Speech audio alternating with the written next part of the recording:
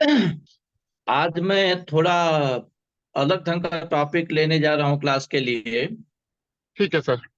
एक बहुत ही controversial subject matter है, रामचरितमानस से। जी। बार बार सुनते होंगे, ढोल गंवार सूत्र पसनारी सकल ताड़ना के अधिकारी। हाँ, ये वाकई में बड़ा कंट्रोवर्शियल है। में ताड़ना का अर्थ मारना पीटना ये सब लगाया गया है कि सूत्रों और औरतों को इसमें पीटने की बात कही गई है। जी। वैसे तो इस पर बहुत कुछ लिखा जा चुका है, बहुत कुछ आपने बहुत से लोगों से सुना भी होगा, लेकिन आज मैं कुछ ऐसे तथ्य रखना चाहता हूं जो शास्त्रों से है, विद्वानों से है, और करंट समय से लेकर के बहुत ही पुराने समय तक का है। मैं अपने ठीक है। विचार नहीं, मैं शास्त्रों के द्वारा, वेदों के द्वारा जानना चाहता हूँ, ठीक है सर। बताना चाहता हूँ कुछ चीजें, जिससे हाँ। शायद ये चीजें लोग सुनेंगे तो उनको भी अच्छा लगेगा। जी। तुलसीदास का समय करीब 500 साल पहले का है हमारे समझ से। जी। तो 500 साल पहले उन्होंने लिखा था ये रामचरितमानस, और इसमें ये लाइन है, प्रभु भल किन मोह सिख दीनी, मर जादा पुनि तुम्हरी कीनी, ढोल गंवार शूद्र प्रश्न नारी सकल ताड़ना के अधिकारी। इसमें ताड़ना को लेकर के बहुत कुछ कहा जा चुका है, और पिछले कुछ समय में कुछ लोग इसी को लेकर के बोलते हैं कि रामचरितमानस को जला दो, फाड़ दो, फेंक दो, बहुत कुछ हुआ राइट। है। और जी। मैं इस ताड़ना का रियल अर्थ और विद्वानों ने क्या कहा है वो जानना चाहता हूँ। अब ठीक है। से करीब 500 साल पहले की बात तो ये है तुलसीदास की, लेकिन हाँ हाँ। इससे काफी पहले की बात है चाणक्य पंडित की। अच्छा। ठीक चाणक्य है। पंडित का समय काल मेरे समझ से काफी पुराना है तुलसीदास की अपेक्षा। जी। और वो कभी कम से कम मेरे समझ से 1000 साल से भी पुराना होगा। सर, वो ज्यादा है एक्चुअली। जो अशोक जिस समय सम्राट बने थे, वो हाँ हाँ 325 बीसी के आसपास बने थे। और जो हाँ। चाणक्य तो थे, वो चंद्रगुप्त के गुरु थे। तो हाँ तो आप मैं थ्री इस ट्वेंटी मैं फाइव इसमें जो यानी कि विचार रखने जा हाँ। रहा हूँ, एक तो ये चाणक्य पंडित का रखने जा रहा हूँ जो ठीक है। 1000 साल से भी ज्यादा पुराना है। जी। तो उन्होंने ताड़ना का क्या अर्थ लगाया था, और अ, उसके भी बहुत पहले जब ये समझ लीजिए कि पतंजलि महाभाष्य से पतंजलि का क्या विचार था वो भी रखूंगा, और लास्ट में वेदों हम्म। को रखूंगा, वेदों का क्या विचार था। ठीक है। तो चाणक्य पंडित ने लिखा हुआ है चाणक्य नीति में, लाल ये पंच वर्षाणी 10 वर्षाणी ताड़ेत, प्राप्ते तु खोडसे वर्षे पुत्रम मित्रवत आचरेत। एक बार हम्म। रिपीट करूंगा, लाल ये पंच वर्षाणी जी। 10 वर्षाणी ताड़ेत, प्राप्ते तु खोडसे वर्षे पुत्रम मित्रवत आचरेत। इसका हम्म। मतलब है कि लालयत पंचवर्ष, पहले 5 साल बच्चों का लालन करना चाहिए, लाड़ प्यार दिखाना जी। चाहिए, लाड़ प्यार करना चाहिए। अगले 10 साल, हम्म। 10 वर्षाणी ताड़ना करनी चाहिए, अगले 10 साल तक ताड़ना करनी चाहिए। प्राप्त ठीक है। तो खोड से बच्चे, मतलब तब तक 15 साल का हो जाएगा बच्चा, तो 16वें वर्ष का जैसे हो जाता है, पुत्रम मित्रवत आचरित। तो जी। पहले 5 साल लालन करो, ठीक है। उसके बाद 10 साल तक ताड़ना दो, और 16वें वर्ष से पुत्रम मित्रवत आचरित, उसके साथ मित्रता जैसा व्यवहार करना चाहिए पेरेंट्स को, ठीक है। माता पिता को, गुरु को, सबको मित्रवत व्यवहार जी। करना चाहिए। अब जी। यहाँ पर ताड़ना का अर्थ क्या लगाएंगे, पीटना से लगाएंगे, सोचने वाली बात है। अगर अगले 10 साल तक माता पिता और गुरु बच्चे को पीटते रहेंगे तो सौरभ प्राप्त तो कोर्ट से वर्षे, क्या ये बच्चा मित्रवत आचरित करेगा या शत्रुवत आचरित करेगा? हाँ ठीक बात है। तो इसका पीट तो मतलब नहीं है सकते। ताड़ना का अर्थ वो नहीं है जो सभी लोग कंट्रोवर्सी क्रिएट करके और जो बोल रहे हैं। तो ये तो हो गया हाँ चाणक्य पंडित की बात। 500 ठीक है। साल पहले 500 साल पहले तुलसीदास बाबा ने लिख दिया था, और उसको आजकल लोग कंट्रोवर्सी मान रहे हैं। लेकिन उससे हाँ 1000 साल से भी ज्यादा पहले चाणक्य पंडित ने भी ताड़ना देने की बात कही है, और ताड़ना जी 10 साल तक कहते हैं कि 5 साल के बाद 10 साल तक ताड़ना दो बच्चों को। और डेफिनेटली ये कोई भी अर्थ नहीं लगाएगा ताड़ना का मतलब है कि बच्चों को पीटना। ठीक बात है। ये बात सही है कि हमारे बचपन में थोड़ा पिटाई उटाई भी हो जाती थी, आजकल वो भी पेरेंट्स नहीं कर रहे हैं, लेकिन हमारे बचपन में थोड़ी पिटाई उटाई तो हो ही जाती थी। जी जी जी। और, लेकिन अगर लेकिन माता उसमें पिता सर क्या था और ना। बड़े भाई वगैरह बड़े सिस्टर वगैरह अगर हमारी पिटाई कर देते थे, बहुत बार हमारी हाँ भी हाँ। पिटाई हो गई है, तो जो पिटाई हो गई तो ये तो नहीं कभी हुआ कि उन्होंने कभी ईर्ष्या द्वेष बस हमारी पिटाई की होगी, या हमने उसको उस रूप में कभी लिया होगा कि बच्चे ने जैसे, उस समय के सभी बच्चों की गति ऐसी ही रही होगी 50 साल पहले। जी तो जी हमें नहीं लगता किसी ने ऐसे लिया होगा कि उन्होंने हमें मारा है तो वो हमारे दुश्मन है। जी। तो ताड़ना का अर्थ यहाँ पर जो लगाना है, अब लोग अपने आप लगाएं, जो सुन रहे हैं खुद ही लगाएं कि ताड़ना का अर्थ पीटना हो सकता है, या इसका हम्म। मतलब कि ईर्ष्या द्वेष से रहित होकर के बच्चों को डिसिप्लिन करना, उसको शिक्षा देना, और जी उसके लिए वही अच्छा है जो बताना, यही हो सकता है। अब हम चलते हैं हाँ थोड़ा और पुराने समय में। उसके पहले, उससे बहुत बहुत पहले की पतंजलि महाभाष्य लिखा गया है। पतंजलि का समय काल जहां तक मैं जानता हूं पौराणिक कालखंड से भी बहुत पहले का है। पुराण लिखे गए हैं 5000 साल पहले, जब कृष्णावतार हुआ था। तो कृष्णावतार के समय महर्षि व्यास ने लिखा था अपना पुराणों को। तो पौराणिक कालखंड से भी बहुत साल पहले पतंजलि हुए हैं, क्योंकि पुराणों में पतंजलि भाष्य का उल्लेख है।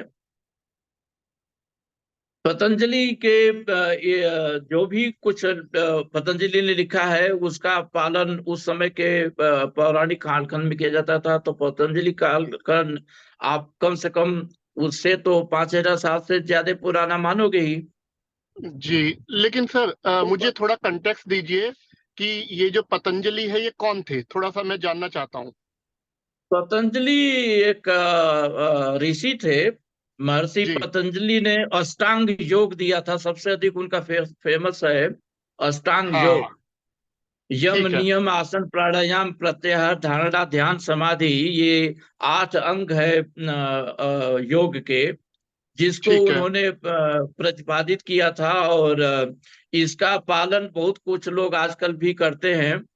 आप जी देखो रामदेव बाबा, ये रामदेव बाबा पतंजलि के अष्टांग योग को ही एक्चुअली बेसिकली शिक्षा का माध्यम बना करके रखे हुए हैं। ठीक और है। इस अष्टांग योग में पहले 5 जो लेवल हैं, यम नियम आसन प्राणायाम प्रत्याहार, ये 5 तो हम्म केवल शरीर को तैयार करने के लिए है, वास्तव में ये योग नहीं है। ये हम्म। एक्चुअल योग की तैयारी का है, और एक्चुअल योग तो है धारणा ध्यान और समाधि। धारणा लेकिन ध्यान और आज का समाधि। सब्जेक्ट चूंकि न धारणा ध्यान समाधि पर है न ठीक योग है। पर है, तो हम उसमें बहुत डिटेल में नहीं जाएंगे। लेकिन जी ये जी जी। पतंजलि का जो मेन था वही अष्टांग योग है। ठीक है, ये मैं समझ गया हूँ सर, आप कंटिन्यू करें। और पतंजलि महाभाष्य में एक बड़ा अच्छा श्लोक आया है, और इसको मैं कोट करना चाहूंगा। तो जी मैं समय के साथ चल 500 साल पहले तुलसीदास, और 1000 साल से ऊपर आप मान लो तो चाणक्य पंडित, और 5000 साल से भी पुराना मान लो तो ये है पतंजलि ऋषि का। ये ठीक है। लिख रहे हैं सामृत ही पार्थिव नदी गुरु न विशोक्षित, लालना श्रेणो दोषा ताड़ना श्रेणो गुणा। एक बार और मैं रिपीट करूंगा। जी। सामृत ही, हम्म। सामृत ही मीन्स स अमृत ही, मतलब अमृत के साथ, सामृत ही पांडिभिर्नंति गुरु न विशोक्षित ही हम्म। लालना श्रेणो दोषास ताड़ना श्रेणो गुणा। पतंजलि कह रहे हैं कि जो माता पिता और गुरु बच्चों का लालन करते हैं, वो उनको विष पिला रहे हैं। आजकल भी ये शब्द बोलता है ना कि बड़ा दुलार दिखाओगे तो बच्चा बिगड़ जाएगा। तो पतंजलि ऋषि कह रहे हैं कि लालना करने वाले जो माता पिता और गुरु हैं, चाहे बड़े लोग हैं, वो वास्तव में उनको विष पिला रहे हैं। और जो बच्चे का ताड़ना करते हैं, वो उनको अमृत पिला रहे हैं। अब कुछ तो आइडिया लग रही होगी क्या मतलब बता रहे हैं। जो लालना कर रहे हैं वो उनको विष पिला रहे हैं, जो ताड़ना कर रहे हैं वो उनको अमृत पिला रहे हैं। क्योंकि लालन करने से, लालना श्रेणो दोषा, लालन करने से दोष बढ़ते हैं बच्चे में। और ताड़ना, ताड़ना श्रेणो गुणा, ताड़न करने से उसके अंदर गुण की वृद्धि होती है, अच्छे अच्छे गुणों की वृद्धि होती है। अब जी। यहाँ भी ताड़ना का अर्थ क्या लगाएंगे, खुद ही सोचने वाली बात है। क्या इसका मतलब है कि पीटना है और पीटने से बच्चे के अंदर गुण बढ़ेंगे, या इसका मतलब वही है कि ईर्ष्या द्वेष से रहित होकर के बच्चे को सही डिसिप्लिन सिखाने वाली बात है, बच्चों को सही राह दिखाने वाली बात है। हमने हम्म। एक बड़ा सुंदर दोहा शायद बचपन में हम लोग पढ़े थे। जी। शायद रहीम का है कि कबीर का है। अंतर हाथ सहार दे बाहर बाढ़े चोट, गुरु कुम्हार शिशु कुंभ हाँ है हाँ। गड़ गड़ काढ़े खोट, अंतर हाथ हम्म। सहार दे बाहर बाढ़े चोट। हम्म। ये सभी लोगों ने सुना हुआ है। शायद जी। इसमें ताड़ना का एग्जैक्ट अर्थ लिखा हुआ है। इनडायरेक्टली ताड़ना का ही अच्छा। अर्थ है कि अंतर हाथ सहार दे बाहर बाढ़े चोट। एग्जैक्टली इसी में ताड़ना का मतलब राइट छिपा हुआ है। हाँ। तो हम्म। यहाँ भी ताड़ना का मतलब शिक्षा देने से है। ईर्ष्या द्वेष से रहित हाँ। होकर के बच्चे को हम सही डिसिप्लिन में, चाहे किसी को सही डिसिप्लिन में लगा रहे हैं, और यही इसका जी। मतलब है। तो ये हम्म। बात हो गई 5,000 साल से पुरानी, पहले पहले की बात है कि पतंजलि का कालखंड पौराणिक काल से भी पहले का है। अब हम जी। चलेंगे, एक और एग्जाम्पल आपको देंगे, वो वैदिक काल से है। और हमारे समझ से वैदिक काल से पुराना कोई काल संसार में नहीं जी। है। जहां तक जी। हमारी जानकारी है, वैदिक काल से पुराना कोई कालखंड नहीं है। तो वैदिक काल हाँ। में ताड़ना का क्या अर्थ है, वो भी मैं आपको बता रहा हूँ। ठीक है। ये चीज लिखा गया है अथर्ववेद से। अथर्ववेद के ठीक है। 19 चैप्टर से हाँ 32 हाँ। नंबर का मंत्र है। नाश्च हाँ। केशान प्रवपन्ति नोरसि ताडमाक्नते यस्माम अच्छिन्न पर्णेन दर्भेण शर्म यच्छति। अब हम्म। वैदिक का श्लोक है, तो ये तो आप जानते हैं कठिन होगा। हम जो पहले हम्म। पढ़े थे तो सबसे पहला वाला चाणक्य पंडित के समय का था। तो वो लौकिक श्लोक था, तो बहुत इजीली समझ में आ जाएगा शायद। अगर हम केवल ध्यान से बोल देंगे तो और समझाने की जरूरत नहीं पड़ेगी। लालेत हम्म। पंचवर्षाणि 10 वर्षाणि ताड़ेत प्राप्ते तु षोडशे वर्षे पुत्रम मित्रवताचरेत। तो वो तो लौकिक हम्म। संस्कृत है, वो समझ में आ जाता है। हम 5,000 जी। साल से पुराने चलेंगे पतंजलि की समझ से, तो थोड़ा उससे क्लिष्ट मिलेगी भाषा। ठीक है। और वहां पर सामृत पांडभिक नंति गुरु नर विशोक्षित लालना श्रेणो दोषा ताड़ना श्रेणो गुणा। तो वो तो थोड़ा, वो हम्म। भी लौकिक संस्कृति ही है, लेकिन वो इससे हम्म। टफ मिलेगी, उससे थोड़ा सा क्लिष्ट मिलेगी। लेकिन अब हम ठीक है। चल गए वेदों में। वेदों की भाषा इतना आसानी से किसी के समझ में तो आती नहीं है। और जी। वास्तविकता में बताऊं कि ये जो मैं मंत्र पढ़ रहा हूँ, इस मंत्र को सही ढंग से मैं अगर एक्सप्लेन करूं, तो मेरे हम्म। जैसा आदमी जो बहुत ज्यादा वेदों का ज्ञान नहीं रखता, वो भी जी इसको एक्सप्लेन करने में 1 घंटे ले लेगा। तो आप समझ जी। लो कि जो रियली वैदिक विद्वान है वो हाँ इसका हाँ। अर्थ कितना समय में बताएंगे। लेकिन मैं ठीक इसका है। वो अर्थ नहीं बताने जा रहा हूँ, क्योंकि मेरा उद्देश्य केवल ताड़ना पर है। तो जी ताड़ना से रिलेटेड एग्जैक्टली इसका सारांश क्या होगा वो मैं आपको जी। बताऊंगा। लेकिन उसके पहले ठीक है। मंत्र को एक बार और मैं रिपीट कर देता हूं। हम्म नास्य केशान प्रपपन्ति नोरसितार्धमाक्नते यस्माम अच्छिन्न पर्णेन दर्भेण शर्म यच्छति। हम्म। यहाँ पर ताड़मा लिखा गया है, क्योंकि ताड़ आप जानते हो ना, संस्कृत में वो बहुत कुछ अलग अलग ढंग से वो होता है ना, हाँ। वो लिखते हैं। जी तो जी उसके जी। हिसाब से वो ताड़मा हो गया है। तो हम्म। ताड़ना ही उसको समझिए। जी। नास्य केशान प्रभुपंती नोरसि ताड़मा नते यस्माम अचिन्न पर्णेन दर्भेण शर्म यच्छति। अब इसका एक भावार्थ यह है, मैं केवल भावार्थ बताऊंगा, शाब्दिक अर्थ से एक्सप्लेनेशन नहीं करने जा रहा हूं। एक भावार्थ यह है कि जो लोग परमेश्वर की ताड़ना से दृढ़ हो गए हैं, उनको हम्म संसार की विभीषिकाओं से डर नहीं लगता। या जो लोग परमेश्वर की ताड़ना से मजबूत हो गए हैं, दृढ़ इरादा वाले हो गए हैं, उनको संसार की विभीषिकाएं डरा नहीं सकती हैं। संसार में कितना भी उनको दुख आ जाए, वो उससे हिलने डुलने वाले हैं नहीं। आई बात समझ में? हम्म। इसका एक अर्थ है, ये भी लगाएंगे कि जो लोग माता पिता और गुरु की ताड़ना से परिपक्व हो गए हैं, हाँ वो हाँ। उनको संसार की कोई भी विभीषिका, संसार की कोई भी दुख समस्या उनको हिला नहीं सकती, उनके उनके पैरों को उखाड़ नहीं सकती है। तो अगर परमात्मा की ताड़ना से दृढ़ हुआ माने तब, या माता पिता और गुरु की ताड़ना से दृढ़ और मजबूत हुआ माने तब, दोनों हालत में हम्म मतलब यही है कि जो लोग, अब यहाँ पर बच्चे की बात तो नहीं आ रही है, ये तो सबके लिए बात आ रही है, कि जो लोग हम्म परमेश्वर की ताड़ना से या माता पिता और गुरु की ताड़ना से दृढ़ हो गए हैं, हम्म। उनको संसार की कोई भी विपत्ति हिला डुला नहीं सकती है, उनके पथ से रहित व्यथित नहीं कर सकती है। ये ठीक है। चीज एक जगह पर रामायण में भी लिखी गई है और रामचरितमानस में भी लिखी गई है। केवल अर्थ का मैं थोड़ा सा वहां पर ले जाऊंगा।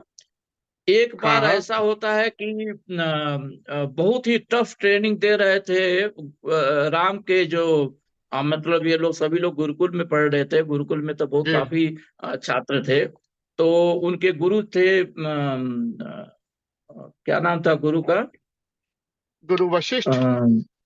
वशिष्ठ ऋषि। तो वशिष्ठ ऋषि उनको बहुत ही छोटे छोटे बच्चे हैं, 5 साल के उम्र के, और बहुत टफ हम्म ट्रेनिंग दे रहे थे। तो एक बार उनकी पत्नी अरुंधति ने उनको टोका था, कहा था कि ये छोटे छोटे बच्चे हैं, इनको इतना काफी टफ ट्रेनिंग क्यों दे रहे हो? हाँ। मतलब थोड़ा सा दया भी दिखाओ इनके ऊपर। तो वो जी कहते हैं कि हम इन बच्चों के भले के लिए ऐसा कर रहे हैं, ताकि आज हम्म। ये इतना मजबूत हो जाए कि कल को कुछ भी इनके सामने आ जाए तो ये जी। विचलित न हो। ये बात हाँ रामायण और रामचरितमानस दोनों में लिखी गई है। तो इसलिए हम इनको हाँ। इतना जो है टफ ट्रेनिंग दे रहे हैं। जी। तो अब यहाँ भी मतलब तो यही निकला ना कि ताड़ना करने का मतलब यही है कि वो राग द्वेष से रहित होकर के लोगों की भलाई के लिए जो हम उनको ट्रेनिंग दे रहे हैं, जो हम उनको प्रशिक्षण दे रहे हैं, उसी से मतलब ताड़ना का हाँ निकलेगा यहाँ भी, राइट? हाँ। मैं एक बिल्कुल। घटना बताऊंगा अपने एयरफोर्स की लाइफ का। बड़ा ही अच्छा लगता है, आज तक मुझे याद है। शायद हम ज्वाइन किए थे 5 दिसंबर 1985 को। और मुझे याद है कि फर्स्ट डे या सेकेंड डे, मतलब ट्रेनिंग के शुरू के दिन में ही, हम लोग अभी अभी नए नए गए हुए थे। तो शायद एयरफोर्स की जो चीजें थी, डिसिप्लिन थी, वो हम लोग पूरा ढंग से दिमाग में तो आ नहीं रहा था। तो हमें कहीं पर बुलाया गया, हमें एग्जैक्ट तो याद नहीं है, लेकिन हम लोग कुछ लेट गए थे और शायद कुछ सेकंड लेट गए थे। मतलब मिनट में लेट नहीं गए थे, कुछ सेकंड में ही शायद लेट गए थे। या हो हाँ सकता है कि हम लेट नहीं गए थे, वो लेट मान करके हमारा जो जीटीआई था, ग्राउंड ट्रेनिंग इंस्ट्रक्टर था, वो हम लोगों को कुछ बताना चाहता था। ठीक है। तो हम लोग जब लेट पहुंचे तो उसने ने एक जो सीनियर जीटीआई था, जो वो किसी को कॉल करके एक जीटीआई को बोला कि give them the first lesson of air force. हम लोग सोचे कि ये हम लोगों को कुछ बताने पढ़ाने जा रहा है। वो लेकर के गया हम लोगों को एक बड़े से वो परेड ग्राउंड में बीच में, बोला बैठ जाओ और बैठ करके आगे जंप करो, इसको कहते हैं फ्रॉग जंप। और ये फ्रॉग जंप करते हुए लास्ट तक जाओ, फिर लौट करके आओ। तो जी, फ्रॉग जंप का नाम कभी सुना है आपने? इसका नाम सुना सर? Frog jump.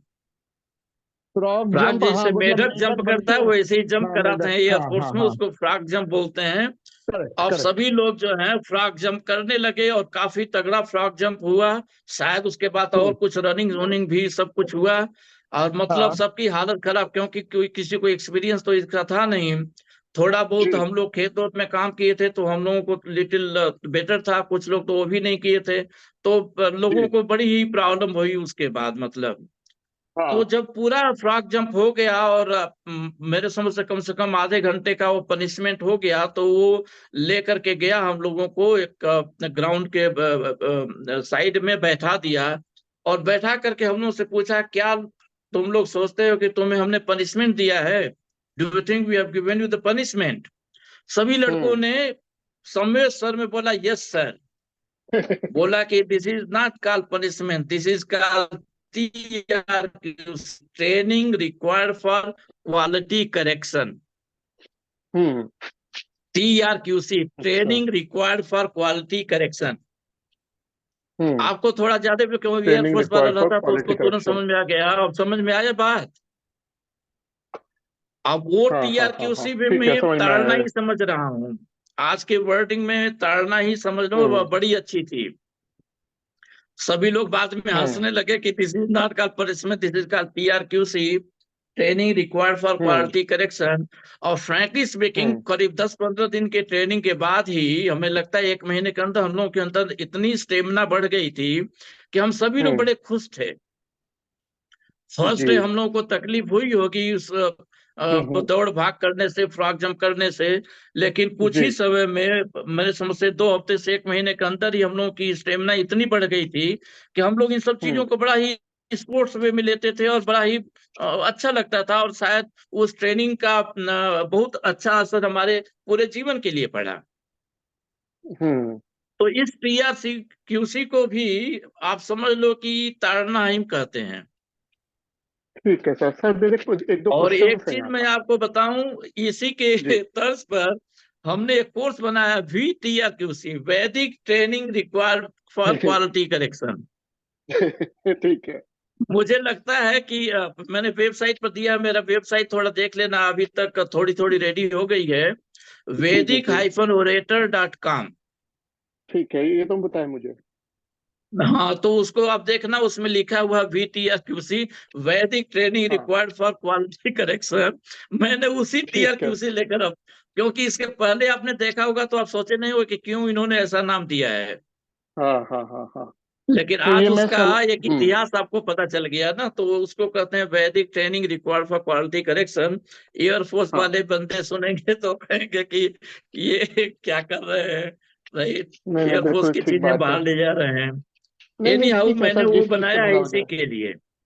ठीक है तो अब सर। तो मेरे समझ में आ गया ना कि किसी भी हालत में, चाहे हम 500 साल पहले जो तुलसीदास का जीवन था उस समय देखें, या 5,000 साल पहले जो पतंजलि के समय का था, 5,000 साल से पुराना, या हम्म। चाणक्य पंडित का 1,000 साल से पुराना देखें, या वैदिक काल का देखें, कहीं हम्म। भी ताड़ना का अर्थ पीटना से नहीं है। ताड़ना का अर्थ है कि राइट, शिक्षित करना, किसी को हम्म। एजुकेट करना।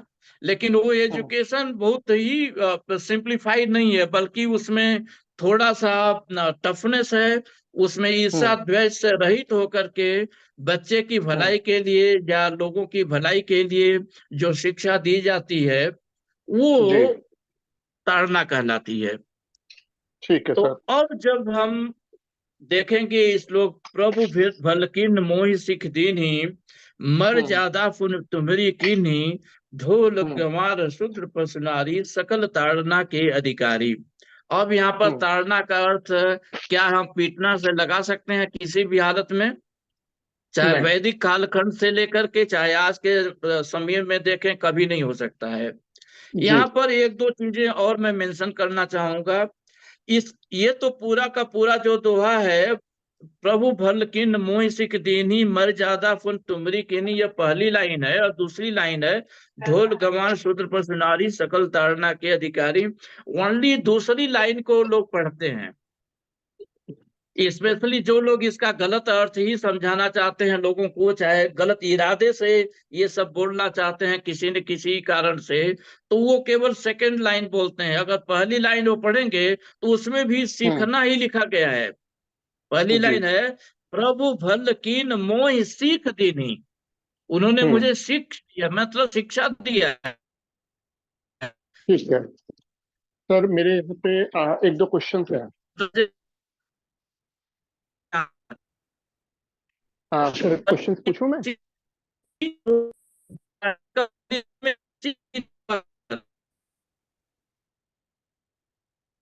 हेलो।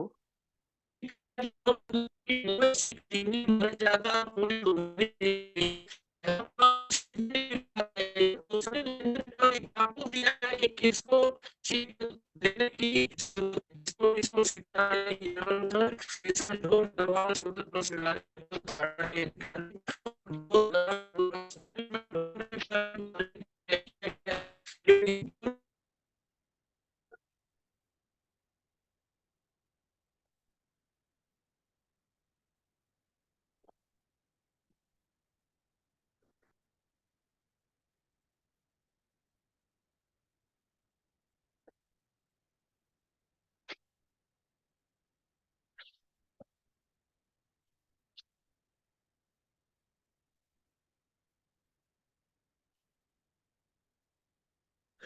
हाँ रीस्टार्ट हो गया था सिस्टम, तो सॉरी कोई फॉर बात नहीं द सर। ब्रेक। कोई लेकिन बात नहीं सर। अब तो अगर हम देखेंगे जो दोहा है तुलसीदास का, उसमें भी सीख देने की ही बात कही गई है। पहली लाइन में जी सीख देने की बात कही है, दूसरी लाइन में किन किन को सीख देनी चाहिए वो लिखा हुआ है।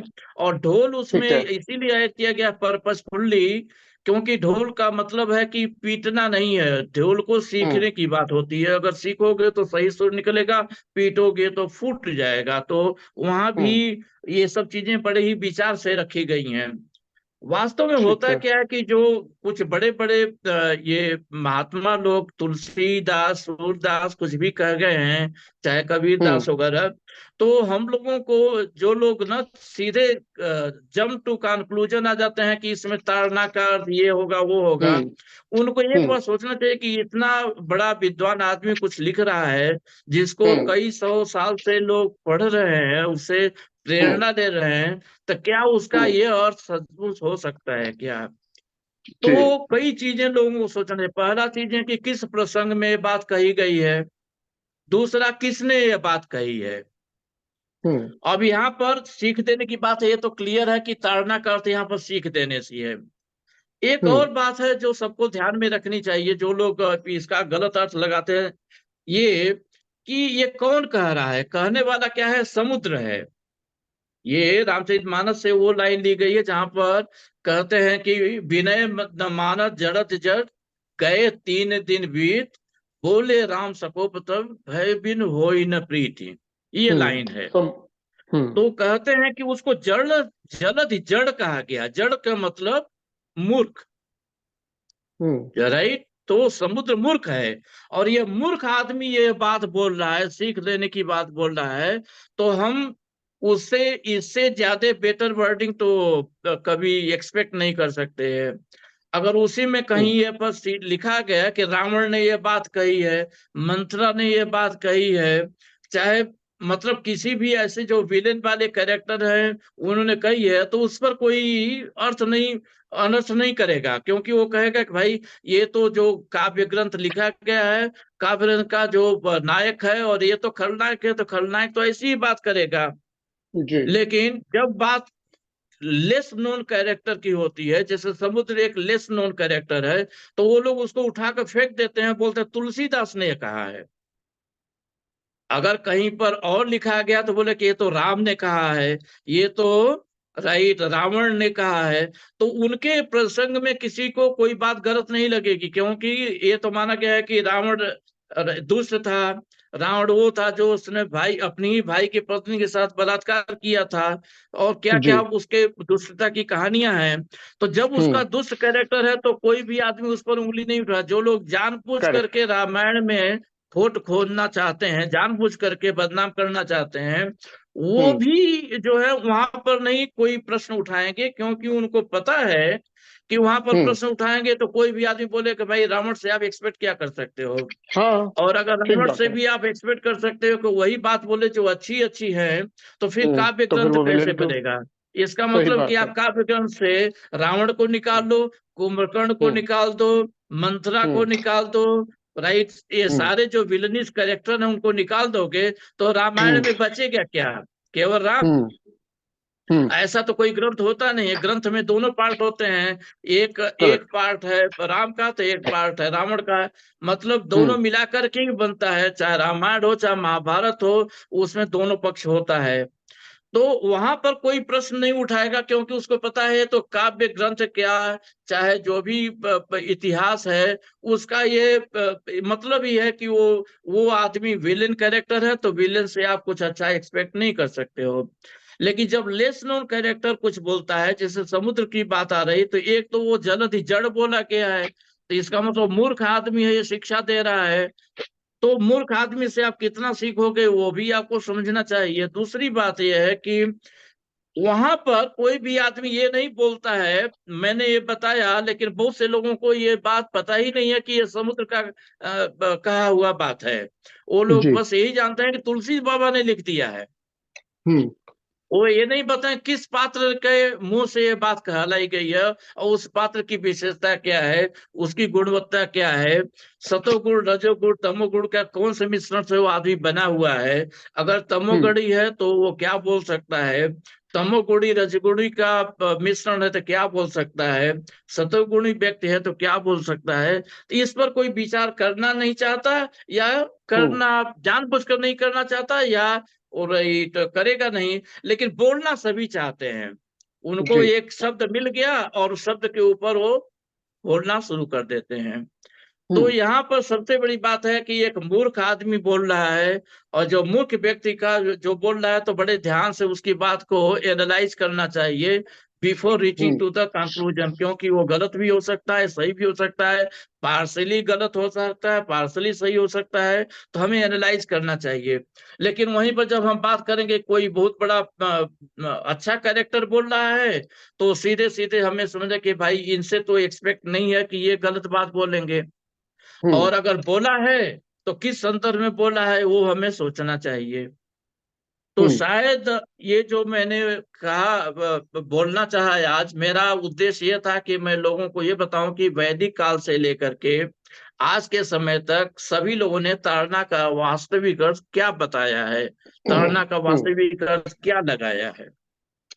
हम्म आशा करता हूं कि आपको भी ये बात थोड़ा समझ में आई। जी। सर, मेरा एक क्वेश्चन है। हाँ, तो ताड़ना से मेरे को समझ में आया कि डिसिप्लिन में रखना या केयर करना या शिक्षित करना। करेक्ट। ठीक हाँ, है, इसमें ताड़ना का मारना एक्चुअली पीटना एक नहीं अर्थ है। ये भी होता है, ताड़ना का मतलब होता है, अगर आप बुंदेलखंडी भाषा में जाएंगे जहाँ का हम्म तुलसीदास जहाँ का इम्पैक्ट है उनके ऊपर लिखने का, तो वहां पर हम्म ताड़ना का कई अर्थ है। ताड़ना का अर्थ तो शिक्षा देना है ही है। वहां पर हम्म ताड़ना का एक ये भी अर्थ है कि देखना, मतलब किसी को हाँ। बहुत ही केयरिंग केयरफुली देखना, वहाँ यह हम्म भी अर्थ है इसका। हम्म ठीक है। अब जो स्टेटमेंट है, दोहा है, उसमें वो बोलते हैं, ढोल गवार, ढोल गवार शूद्र पशु नारी। अगर मैं इसको इन्हीं तीन जो मीनिंग आपने बताए हैं मैं उसी को ले लेता हूँ। मैं इसमें पीटने का हाँ मीनिंग हटा देता हूँ। हाँ तो जो आपके हो गए ढोल, गवार, पशु, हाँ। इन तीनों के लिए ठीक है, नारी के लिए कैसे ठीक है सर? अ, इसीलिए मैंने वो सेंटेंस आपको बोला मोनवा कि ये बात कहने वाला कोई बहुत बड़ा विद्वान नहीं है, हाँ मैं समझ गया। जड़ बुद्धि है, हाँ वो नहीं जड़ वो बुद्धि एक्चुअली है। मैं समझ गया सर आपकी बात। वो समुद्र बोल रहा है, समुद्र की वो बात को। समुद्र बोल रहा है। हाँ मैं समझ गया।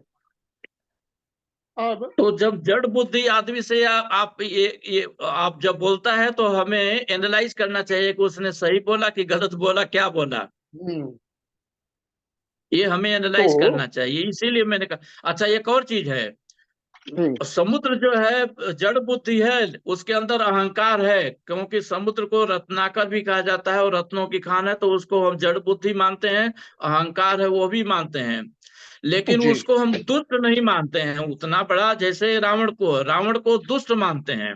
रावण के पास हाँ भी अहंकार था, समुद्र के पास भी अहंकार था, इसीलिए विनय हाँ न मानत जड़ जड़ बात आई है। विनय नहीं हाँ मान रहा था। अहंकार दोनों हाँ में है, लेकिन दोनों में अंतर है। ये मूर्ख है और वो अपने हाँ को हाँ उसी मूर्ख वाली कैटेगरी में बता रहा है। ये हाँ एग्जाम्पल क्यों दे रहा है? एग्जाम्पल दे रहा है, इसका मतलब है कि वो अपने को मूर्ख कह रहा है। हाँ वो जो कह रहा है कि प्रभु भलकिन मोहि सीख दीनी, भला किया कि आपने हमें शिक्षा दिया, क्योंकि ढोल गंवार शुद्ध प्रश्न सकल ताड़ना के अधिकारी। तो इसका मतलब हम्म, है वो अपने को इसमें से गंवार ही समझ रहा है ना। हाँ नहीं मैं सर इसमें मैं क्लियर हूँ, इसमें मुझे कोई डाउट हाँ नहीं है। लेकिन एक और ये आपने जब मैं समुद्र की इसमें कॉन्टेक्स्ट ले आता हूँ तो और भी ज्यादा क्लियर हो जाता है, क्योंकि मूर्ख आदमी से तो हम कुछ एक्सपेक्ट कर ही नहीं सकते, वो तो गलत ही बोलेगा। हम्म लेकिन जब हम एक आम हम्म आदमी की बात करिए, क्योंकि हमारे पास क्या होता है ना, अ, इतनी बड़ा देश है, इतना बड़ा धर्म है, अब लोगों हम्म को, हर एक इंसान को इतनी डिटेल में हर चीज नहीं समझाई जा सकती, है ना। समझाओगे भी तो वो हम्म इंटरेस्ट नहीं लगेंगे, क्योंकि सीखने के लिए बहुत सारी चीजें हैं। तो मेरा क्वेश्चन ये है, जब समुद्र ने ये बात बोली, गवार शूद्र पशु नारी सकल हम्म ताड़ना के अधिकारी, तो समुद्र ने हम्म, ये माना कि जो स्त्री है वो पुरुष के बराबर नहीं है, उसे सीख की जरूरत है, उसे ध्यान की हाँ जरूरत है, उसे बिल्कुल डिसिप्लिन की जरूरत है बिल्कुल। ना। तो अब ये हम्म जो है, क्या ये सही स्टेटमेंट है? क्या हम ये कह रहे हैं कि स्त्री जो है वो पुरुष से निम्न है, या फिर हम ये कह रहे हैं कि समुद्र को ज्ञान नहीं था तो उसने गलती से बोल दिया? हमारा एक्चुअल में हम क्या समझ रहे हैं इस चीज को? नहीं, वास्तविकता यह है कि समुद्र मूर्ख है इसलिए बोल रहा है, वो सही बात नहीं बोल रहा है। हम्म, अगर अगर अगर ये बोल रहा है कि नारी को शिक्षा की जरूरत है, तो हम्म, बाकी जो बोल रहा है ना, गंवार और शूद्र रहित पशु, बाकी हाँ सब हम लोग हैं। हाँ, गंवार किसको बोला? वो पुरुष को ही बोला है। हम्म, नारी को तो अलग से बोल दिया ना। हम्म, तो नारी के लिए फिर से तो गंवार कुछ बोलेगा नहीं। तो ये गंवार कौन है? पुरुष है। शूद्र कौन है? पुरुष है। हाँ, तो वो सीधे तो नहीं बोला है। कभी कभी कविता हाँ, के लाइन की भी डिमांड होती है ना, कुछ चीजें फिट जी, बैठती हैं, कुछ नहीं फिट बैठती हैं। हाँ, तो हाँ, हाँ, उसको दो ढंग से एक्सप्लेन कर सकते हैं। जब वो हम्म, बोला है गंवार और शूद्र, ये प्रैक्टिकली मनुष्य के लिए ही, हमारे लिए ही लिखा गया है, पुरुषों के लिए लिखा गया है। तो बड़े जोक से मैंने किसी को सुना कहते हुए कि बोला कि ढोल गंवार शूद्र पर नारी में, राइट, एक तो नारी है, बाकी चार पुरुष है। हाँ। और वो भी तो मैं उसमें गलत नहीं मानता हूँ, वो जोक की तरह भी ले सकते हैं, लेकिन मतलब मेरा अभी मुझे ये क्लियर नहीं है कि ठीक है, उसने नारी को अलग से चिन्हित कर दिया फॉर वट एवर रीजन, अब बाकी सबको एक तरीके से वो पुरुष से कंपेयर कर रहे हैं, ठीक है। हाँ हाँ तो तीन तीन ही क्यों कंपैरिजन दिए? एक भी दे सकते थे, चार भी दे सकते थे, क्योंकि अगर प्रतीकात्मक रूप से हम देख रहे हैं, जो ढोल हो गया, पशु हो गया, गवार हो गया, अगर पुरुष है तो इस तरह से बहुत सारे पर्यायवाची बन सकते हैं, और अगर केवल पुरुष है तो एक एक से ही काम एक चल चीज जाता। मैं आपको बताऊं इसमें, इसमें जब तुलसीदास ने लिखा है 500 साल पहले, तो उस समय तक ऑलरेडी स्त्रियों की जो दशा थी हमारे देश में खराब हो चुकी थी। अच्छा। राइट। ये चीजें वैदिक काल में, इस पर भी मैं एक दिन एक लेक्चर लूंगा। ठीक है। वैदिक काल में, राइट, प्रैक्टिकली मैं वैदिक काल की बात छोड़ो, इवन 500 साल पहले की बात छोड़ो, एक दिन मैं कोई एक वीडियो देख रहा था यूट्यूब से, और कोई सन्यासी है, मतलब वो एक्चुअली जो भगवाधारी रियल सन्यासी हैं, हाँ हाँ। और वो बोल रहे थे कि स्त्रियों को, राइट, ये क्या कहते हैं, उपनयन का अधिकार नहीं है। फिर क्या होता है उसमें? उपनयन का मतलब वो जनेऊ धारण करते हैं ना, मतलब अच्छा वेद अच्छा अच्छा, पढ़ने का हाँ हाँ अधिकार नहीं है, उपनयन हाँ, अधिकार करेक्ट। का अधिकार नहीं है, मतलब उसको वेद पढ़ने का अधिकार नहीं है। हाँ। आज वो बोल रहे हैं। तो जब हम्म। तुलसीदास ने ये सब चीजें लिखा हुआ, तो उस समय की जो सामाजिक व्यवस्था थी उसका कुछ असर तो उनके दिमाग में रहा होगा ना। हाँ, करेक्ट। तो उस माइंडसेट के हिसाब से उन्होंने लिखा। लेकिन उन्होंने ये वर्डिंग कहीं पर राम से नहीं कहवाई, क्योंकि उनको ये पता है कि राम जानते हैं कि वेद पढ़ने का अधिकार सबको है। तो हाँ। इसलिए ये बात उन्होंने एक मूर्ख पात्र से कहवाई है। तो उस हम्म। समय की जो सामाजिक व्यवस्था थी, जिसमें हम्म। स्त्रियों को, देखिए, आ, ये पंडित जी, जो मैं एक दिन देख रहा था यूट्यूब पर, ऐसे कई वीडियो आपको मिल जाएंगे, कह रहे थे कि स्त्रियों को हम्म। उपनयन का अधिकार नहीं, मतलब वेद पढ़ने का अधिकार नहीं है। मैं हम्म। आपको बता दूं, ऋग्वेद में जितने भी ये सूक्त आए हैं ना, जी। उसमें कम से कम 22 औरतें भी हैं, वो जो मंत्रार्थ दस्ता हैं। हम्म। एक दो नहीं, 22। जी। ट्वेंटी जी। Two women are there in the Rigveda itself. बाकी वेदों को हम्म। छोड़ दो, उनका अलग से बात करेंगे। केवल ऋग्वेद में, ऋग्वेद सबसे बड़ा है, 10,000, कम से कम 10,000 उसमें से ऊपर मंत्र हैं। तो हम्म। बहुत बड़ा है। तो उसमें कम से कम टोटल 22 जो है औरतें हैं। तो जब हाँ, औरतें मंत्रार्थ दृष्टा हो सकती हैं, तो पढ़ क्यों हम्म, नहीं सकती हैं? ये बात भी सही है। इसीलिए आपने देखा होगा कि ऋषि दयानंद सरस्वती ने ये जो इस ढंग के जो पाखंड फैले हुए हैं शूद्रों के प्रति। शूद्र क्या था? वैदिक काल में जो भी आप देखेंगे, जो भी एक दो श्लोक में दिया है, वहां पर कहीं भी किसी को गिराया नहीं गया है। बस इतना ही हाँ। बताया कि सबकी भूमिका क्या है, दैट्स इट। भूमिका हम्म। सबकी अलग अलग है, इतना ही बताया गया है वहां पर। जी। लेकिन हमारे समाज में ये सब बुराइयां फैली हैं, और सब बुराइयां फैली हैं, जहां तक मुझे मेरे स्टडी करने पर आया है, ये सभी बुराइयां फैली हैं पिछले 1,000 साल में ही। इसके हाँ हाँ। पहले शायद ये बुराइयां थी ही नहीं हमारे समाज में। वहां जी पर जी जी। अपनी वर्ण का, व्यवस्था का मतलब होता है वर्ण करना, वर्ण का मतलब चॉइस। आप अपना चॉइस हाँ। करो कि आप क्या बनना चाहते हो। आज भी हम जी। चॉइस करते हैं कि हम इंजीनियर बनना चाहते हैं, कि डॉक्टर बनना चाहते हैं, कि टीचर बनना चाहते हैं, कि हम्म। म्यूजिशियन बनना चाहते हैं, कि मैजिशियन बनना चाहते हैं। आज भी हम चॉइस करते हैं। और उस समय ये वर्ण का मतलब जो लोग लगाते हैं, कलर वगैरह नहीं है। वर्ण का मतलब वर्ण करना, मतलब चूज हम्म। करना, चॉइस करने से हम्म। था। हमें चूज करना कि हम क्या बनेंगे। मैं आपको एक दिन इस पर क्लास लूंगा और बताऊंगा। ऋग्वेद जी। के एक सिंगल मंत्र में बताया गया है कि एक ही परिवार में ये चारों हैं। हम्म। ऋग्वेद के ठीक एक है। सिंगल श्लोक में बताया गया है कि एक ही परिवार में ये चारों हैं। कोई ब्राह्मण है, हाँ हाँ वैश्य, शूद्र है, क्षत्रिय, सभी है। और कोई ऊपर हाँ। नीचे नहीं है। उनके हम्म। कर्म अलग अलग हैं। कर्म अलग अलग तो समझ अब गया। भी है ना, कर्म के हिसाब से तो आज भी। मान लो कि एक भाई चपरासी बन सकता है और एक भाई आईएएस ऑफिसर बन सकता है। बिल्कुल। इसका ये नहीं मतलब है कि घर पर जाएंगे तो दोनों में, घर पर भी वो एक आईएएस वाला बोलेगा कि तुम तो चपरासी हो, यहाँ भी हमारा चपरासी वाला काम करो। हाँ। घर पर जाकर तो वो भाई ही हैं। ऑफिस में उनके बिल्कुल। काम करने का कर्म क्षेत्र अलग हो गया है। लेकिन दोनों की हाँ। जो सेल्फ रिस्पेक्ट है, दोनों की जो अपनी डिग्निटी है, वो तो बराबर है ना। वो अलग कैसे हो सकती है? तो ये सब बिल्कुल। जो चीजें लिखी गई हैं, कहीं न कहीं ये मानकर चलिए कि तुलसीदास के ऊपर भी उस समय की जो सामाजिक व्यवस्था थी उसका कहीं न कहीं उन्होंने ध्यान रखा है लिखते हुए, इसीलिए इस बात को लिखवा दिया है।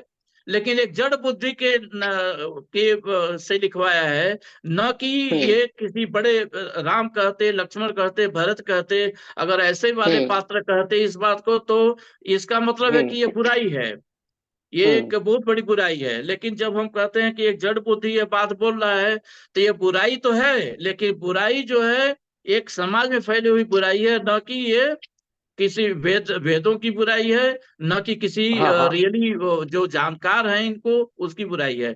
लेकिन ये बात आप सही बोल रहे हैं, हमने बचपन में कहीं पर सुना है, अभी मुझे याद नहीं आ रहा है, लेकिन बहुत मैं छोटा था, कोई आदमी अपने, हमारे गांव की बात है, मैं आपको बताऊं, गांव की बात है, कोई आदमी बोलता था, अब हमें याद नहीं कि एग्जैक्टली वो कौन आदमी था, लेकिन हमें अब तक उसकी बात याद है और हमें बुरी भी लगी थी। और बोलता है कि तुलसीदास ने कहा है कि औरतों को पीटना चाहिए, ढोल गवान शूद्र प्रश्न नारी सकल ताड़ना के अधिकारी, तुलसीदास ने कहा पीटने के लिए, तो हम पीटते हैं। तो एक्चुअली क्या है, किसी ने अपनी औरत को पिटाई कर दी थी और किसी ने उसको जाकर के बोला तुम ऐसा क्यों करते हो, तुम्हें नहीं करना चाहिए। तो कुछ लोग बता रहे थे, बोले कि तुलसीदास ने यह बात बोली है। तो क्या है कि जो गलत जो चीजें समाज में चली जाती हैं और गलत ढंग से चली जाती हैं और उसी ढंग से लगी रहती हैं, क्योंकि अब सभी लोग बुंदेलखंडी भाषा तो नहीं समझेंगे, ये तो नहीं समझेंगे कि ताड़ना शब्द वास्तविक में बुंदेलखंड की खंडी भाषा है, जहां पर इसका अर्थ दूसरा होता है। और लोग सीधे सीधे जो उनके मन में आता है लगा लेते हैं और वो बोलते रहते हैं। तो यहाँ पर एक बहुत बड़ी आवश्यकता है कि हम लोगों को शिक्षित करें, सिंपल सी बात है कि हम शिक्षित करें और सही ढंग से शिक्षित करें। दो चीजें मैं आपको एक सारांश में आज बताना चाहूंगा। एक तो ये कि हमें सही ढंग से लोगों को शिक्षित करना चाहिए। दूसरा, जो आदमी ये समझता है कि कुछ गलत लिखा है रामायण में, चाहे महाभारत में या किसी और ग्रंथ में गलत लिखा है, उस व्यक्ति को इस पर पहले विचार करना चाहिए कि लिखने वाला कौन है, किस संदर्भ में लिखा हुआ है, और इसमें मिलावट कितनी है, ओरिजिनलिटी कितनी लगे। जैसे आप मनुस्मृति को देखो, मनुस्मृति को मैंने कभी पढ़ा नहीं था, लेकिन जो कंट्रोवर्सी आज को सुनाई पड़ी उसके नाते मैंने मनुस्मृति पढ़ा और उस पर काफी रिसर्च भी किया। तो रिसर्च करने पता चला कि मनुस्मृति में ओरिजिनली केवल 680 श्लोक हैं और टोटल बढ़ा करके आज 2700 श्लोक है। जो मनुस्मृति आज अवेलेबल है मार्केट में, जो उसको जिसमें से वो सभी चीजों को लोग कहते हैं कि स्त्रियों सूत्रों के खिलाफ उसमें लिखा गया है, वो सभी चीजें प्रक्षिप्त हैं, सभी चीजें मिलावटी हैं। 2700 श्लोक आप सोच लो उसमें हो गए हैं, जबकि ओरिजिनली केवल 680 श्लोक हैं। उस 680 श्लोक को कोई पढ़ेगा नहीं, उसका अर्थ नहीं समझेगा, और ये नहीं समझेगा कि वही महर्षि पतंजलि अगर हम लिख रहे हैं ये बात, यत नार्यस्त पूज्यन्ते रमन्ते तत्र देवता लिख रहे हैं, तो क्यों दूसरी जगह औरतों को पीटने की बात करेंगे। कॉन्फ्लिक्टिंग चीजें वहां पर लिखेंगे, इतना तो वो भी दिमाग लगा सकता है। लेकिन कुछ लोग तो जानबूझ करके दिमाग नहीं लगाते हैं, और कुछ लोग केवल उन्हीं चीजों को फैलाना चाहते हैं जो उसमें मिलावट करके लिखी गई हैं। तो आपको याद है एक दिन के क्लास में मैंने बोला था कि मेरा एक उद्देश्य है शास्त्रों का शुद्धिकरण करना भी। जी। तो हम प्रैक्टिकली यही लक्ष्य लेकर के चल रहे हैं कि जहां पर मिलावट है, जहां पर प्रक्षिप्त अंश दिए हुए हैं, बहुत से जगह पर मिलावट है, प्रक्षिप्त, और कुछ लोग जानते हैं कि ये मिलावट है फिर भी वो बोलते हैं। उसका कारण ये है कि वो किसी और धर्म के चाहे तो उनका कोई पॉलिटिकल एजेंडा होता है इसलिए वो बोलते हैं, या वो किसी और धर्म के चक्कर में पड़ के ये सब बोलते हैं। आजकल कुछ लोग नए नए बौद्ध धर्म अनुयायी बने हुए हैं, और उन्होंने बौद्ध धर्म का मतलब लगा गया कि हिंदू धर्म से घृणा करना बौद्ध धर्म का ही अर्थ है। महात्मा बुद्ध ने भी नहीं सोचा होगा कि बौद्ध धर्म जो केवल प्रेम के आधार पर बना था, उसमें केवल घृणा को पाल करके कोई आदमी अपने को बौद्धिस्ट कह सकता है। तो इस ढंग से लोग, कुछ लोग जो है राइट, वो बोलेंगे, दिन भर बोलेंगे, लेकिन एक बार बोलेंगे कि रामायण काल्पनिक है। नए नए जो बौद्ध धर्म वाले बताते हैं उनको बोले रामायण काल्पनिक है, और फिर उसी रामायण पर दिन भर बोलेंगे कि इसमें ये उल्टा लिखा है, ये गलत लिखा है। जब एक बार काल्पनिक मान लिया तो तुम्हें इससे क्या लेना देना, तुमने धर्म बदल लिया तो फिर इससे तुम्हें क्या लेना देना। जो लोग, तुम इससे मत कुछ लो, तुम अपने धर्म से जो लेना हो लो। जो इसमें लिखा गया है, जो उसको फॉलो करते हैं वो देखेंगे कि इसमें क्या गलत लिखा है, क्या सही लिखा है, क्या मिलावट है, क्या प्रक्षिप्तांश है, उसमें से क्या हमें लेना चाहिए, क्या नहीं लेना चाहिए, वो जाने, क्योंकि वो उसको फॉलो कर रहा है। उसकी चॉइस होगी उसमें से क्या चीज लेना है, क्या नहीं लेना है। लेकिन ये भी बोलेंगे कि ये हम रामायण को नहीं मानते, महाभारत को नहीं मानते, राम को नहीं मानते, कृष्ण को नहीं मानते, और फिर उन्हीं की बुराई करते फिरते रहते हैं। जब मानते ही नहीं तो उनकी बुराई क्यों कर रहे हो। तो इस ढंग के एक नया फैशन चला है। तो कुछ लोग किसी धर्म का, अच्छा ये लोग जो बोलते हैं वास्तव में बोलते हैं कि हम बौद्ध धर्म अपना रहे हैं, लेकिन रियलिटी है कि ये बौद्ध धर्म अनुयायी नहीं है। ये सभी इनका पॉलिटिकल एजेंडा है, लेकिन पॉलिटिक्स को ये सीधे नहीं बोलते हैं। क्योंकि जब सीधे बोल देंगे कि मैं इस पॉलिटिकल पार्टी से बिलोंग करता हूं, तो लोग उसको तरजीह नहीं देंगे। तो वो सोचते हैं कि मैं बौद्धिस्ट होकर के बोलूंगा तो लोग हिंदुओं से घृणा करेंगे, राइट, लोग इनसे घृणा करेंगे, लोग इस ग्रंथ से घृणा करेंगे, और उनका घृणा करवाना ही उनके पॉलिटिकल एजेंडा है। तो प्रैक्टिकली वो लोग behind the seen it is a political agenda. नहीं, ये मैं समझता हूँ सर। मेरा एक और इसमें मत है, जो आपने बोला ना पॉलिटिकल एजेंडा हाँ बुद्धिज्म वाला, इस बात से मैं सहमत हूँ। हाँ मेरा एक डिफरेंट एंगल मुझे क्या लगता है वो ये है कि मैं एक वीडियो देख रहा था।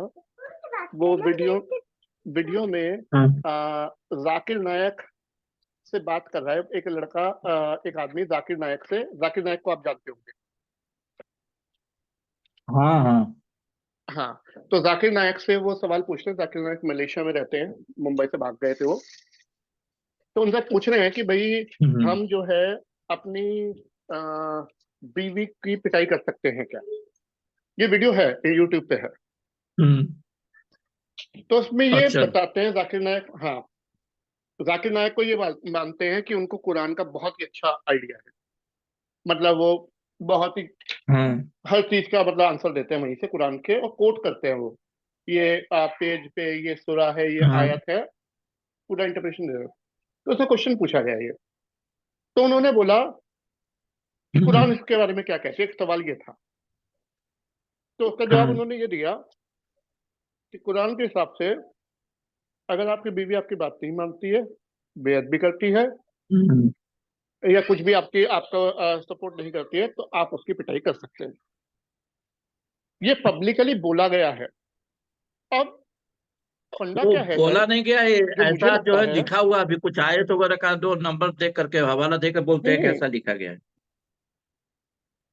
नहीं नहीं, हो सकता है लिखा हो, मैं मानता हूँ लिखा हो, ठीक है, हम्म एज्यूम कर लेते हैं लिखा होगा।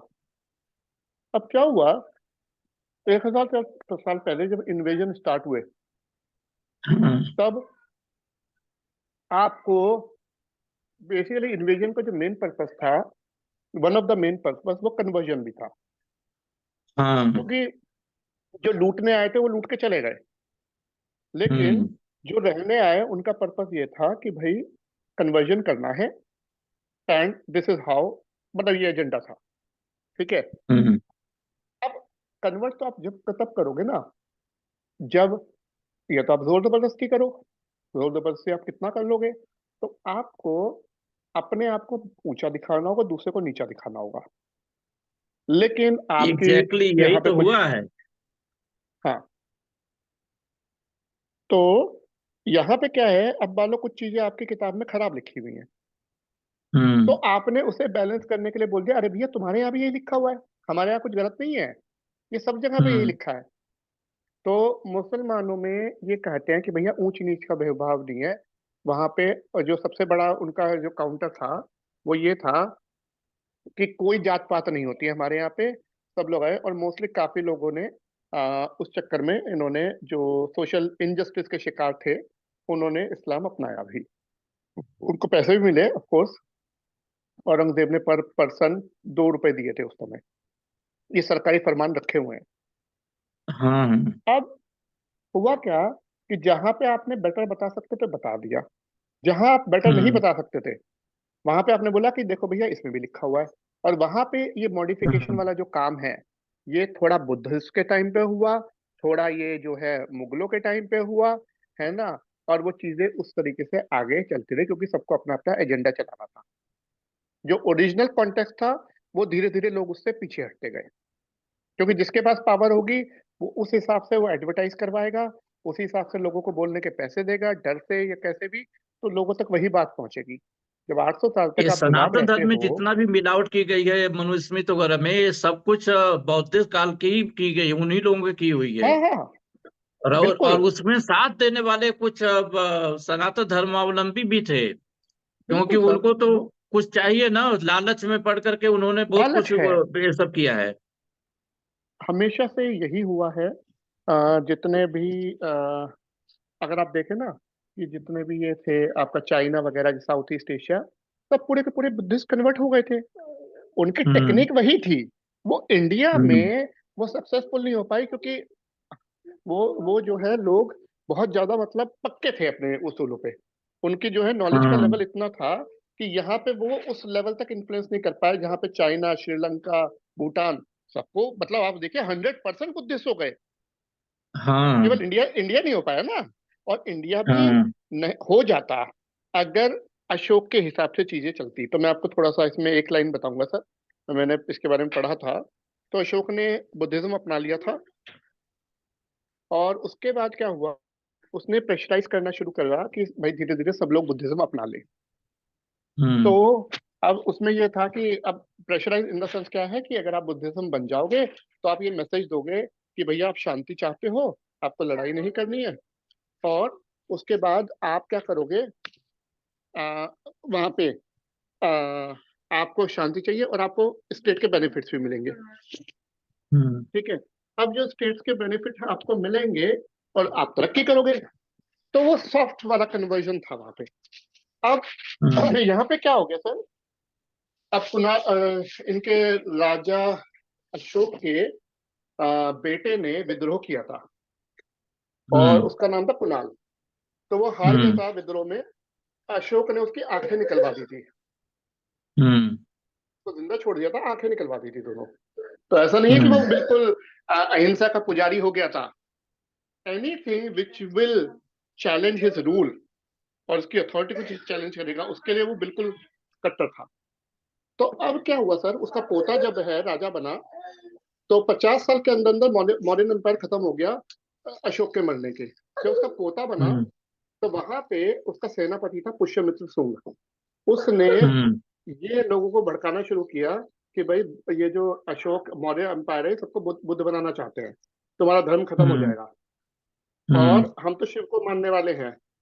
तो सबको उसने हम्म। अपनी तरफ कर लिया इस कॉन्टेक्स्ट में कि तुम्हारा धर्म बदलना चाहते हम्म। हैं। और बीच मैदान में सेना के सामने जब वो सलामी ले रहा था, गार्ड ऑफ ऑनर ले रहा था, उसका अशोक का पोता उसकी गर्दन काट दी थी, और किसी ने कोई विद्रोह हम्म। नहीं किया। उसके बाद पुष्यमित्र शुंग राजा बन गया था, उसने शुंग डायनेस्टी स्टार्ट की थी।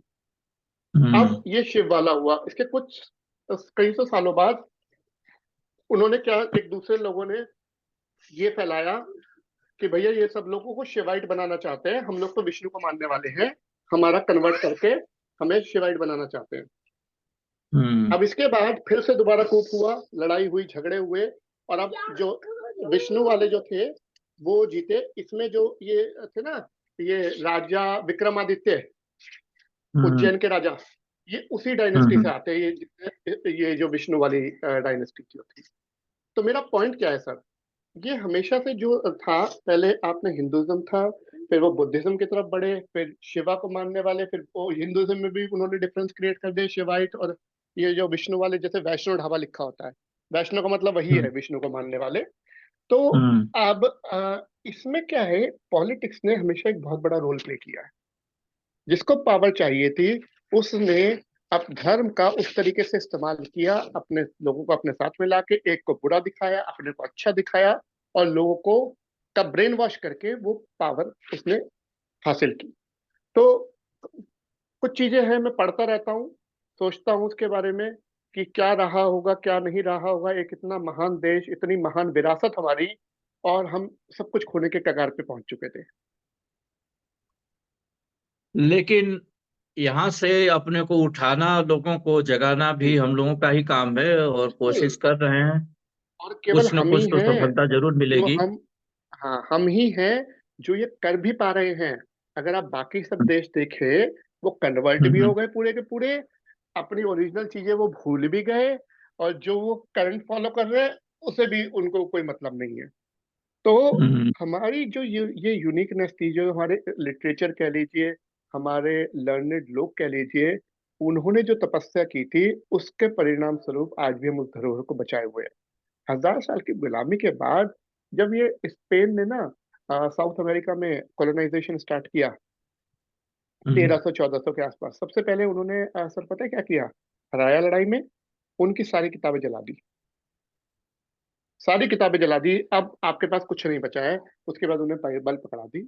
अब जो भी आपको सवाल का जवाब चाहिए वो इस किताब से ढूंढ लो। उनका डीएनए तक बदल गया वहां पे, साउथ अमेरिका, मैक्सिको में सब स्पेनिश बोलते नहीं, हैं। ये सब चीजें हर जगह पर हुई हैं। यहाँ भी यहाँ नालंदा में पूरी हम्म। लाइब्रेरी थी, कहते थे कोई लाइब्रेरी थी जो कई महीने तक चलती रही। हाँ हाँ, और मैं उसमें बहुत सी कोशिश करी है। पांडुलिपियां थी, केवल नॉर्मल लाइब्रेरी नहीं थी, उसमें बहुत सी पांडुलिपियां थी, सभी उन्होंने बर्बाद कर दिया उसमें। हाँ, तो कंसेप्ट वही तो था, सब जगह से वही चला। हम लोग, हम्म। ये था कि इतना विशाल देश था, इतना डिस्ट्रीब्यूटेड था, सेंट्रलाइज नहीं था, इस वजह से चीजें बच पाई। कहते हैं ना, जो आयुर्वेद आज के टाइम में है, वो शायद ओरिजिनल का 10% भी नहीं है, क्योंकि इतना हाँ, डिस्ट्रॉय बच हुआ है वो। पाई, लेकिन उसके साथ साथ इसमें बहुत से विघटन भी हुए, और उसके बहुत से हाँ। कारण हमारे पास भी थे। जी जी ये जी। समृद्धि बहुत ज्यादा थी, लेकिन समृद्धि की रक्षा करने के लिए हम लोगों ने कभी उपाय हाँ नहीं किए थे। हाँ, और दूसरी चीज क्या हुई सर, बौद्ध धर्म ने हम लोगों को, आह, कैसे बताऊं, वो होता है ना, भीरू, हम हम्म। लोगों को ये बोल दिया कि भैया आपको कुछ करने की जरूरत नहीं है, आप बस शांति से बैठो, प्यार से रहो, ईश्वर आपकी रक्षा करेंगे। ऐसा कभी नहीं होता। आप प्यार से रहो। हम्म। वो था ना, वो एक, हम वो दोहा बोलते हैं, भय बिना होए ना प्रीति। हम्म। जब तक आपकी सेना मजबूत नहीं है, लोगों को आपका डर नहीं है, तब तक कभी शांति नहीं हो सकती। तो अशोक ने एग्जैक्टली वही सेना नहीं को, ना, यहाँ पर समृद्धि तो बढ़ी, लेकिन समृद्धि के हिसाब से रक्षा करने की जो प्रवृत्ति थी हाँ वो नहीं बढ़ाई गई। बिल्कुल। और अगर आप देखें, ये सेम आजादी के बाद यही सेम चीज रिपीट हुई थी।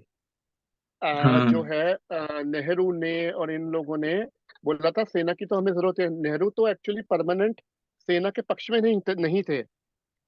नेहरू हम्म। ने कहा, प्रपोज किया था कि हम लोग वॉलंटरी सेना रखेंगे, जैसे पुराने जमाने में होती है, कि जब जरूरत होगी लोगों को बुला लेंगे, जब लड़ाई वड़ाई होगी ट्रेन करेंगे महीने 2 महीना, उसके बाद उन्हें दोबारा खेतों पे काम करने भेज देंगे। तो वो सरदार पटेल अड़ गए वहां पे, और बहुत सारे जनरल्स वगैरह थे वो अड़ गए। नहीं तो नेहरू ने पूरा काम तमाम कर दिया था। ये मतलब डॉक्यूमेंटेड है कि उन्होंने ये एडवाइस किया था कि we don't need an army, हमें किसी को डराना नहीं है। हाँ, लेकिन उनको यही नहीं पता था कि डराने के लिए आर्मी नहीं होती, अपनी रक्षा के लिए होती है। तो और उसका और सर, परिणाम तो देख भी लिए 62 में ना। वही उसका परिणाम देख लिया, लेकिन अब क्या हुआ, वो तो नुकसान तो आपने कर दिया। अब क्या होता है ना सर, परिणाम परिणाम तो इतना खराब निकला कि उसके शोक में ही वास्तव में उनकी मृत्यु भी हो गई। जी जी बाद में जी उनको जी। समझ में आ गया था कि उन्होंने कितना गलत काम किया, कि सेना को मजबूत न करके उन्होंने कितना गलत काम किया था। एनी हाउ, बिल्कुल। आज के दिन थोड़ा बंद करते हैं, 8 बज गया है, ठीक है अभी सर। हमें कुछ काम में जाना है। जी जी जी। फिर जब टाइम मिलेगा तो देखेंगे। और हाँ मैं ठीक है चाहता हूँ सर। कि एक बार आप देख लेना वो वेबसाइट, हाँ, मैं बिल्कुल देख वैदिक लूंगा सर। हाइफन ओरेटर .com को देखना, कुछ चेंजेस मैंने किया हुआ है। जी और आगे क्या क्या करना है, कैसे करना है, वो सभी बताऊंगा। एक ग्रुप भी बनाएंगे हम क्लासेस के लिए, ठीक है। और वो डिटेल भी मैं बताऊंगा आपको। ठीक है सर। तो फिलहाल मैं आप मुझे, रिकॉर्डिंग को स्टॉप हाँ कर रहा हूँ यहाँ पे। ठीक है सर, ये रिकॉर्डिंग स्टॉप कर दीजिए। और सर, हम रिकॉर्डिंग ना अब आगे से थोड़ी प्रोफेशनल रिकॉर्डिंग करेंगे हम, मतलब जैसे स्क्रिप्टेड हो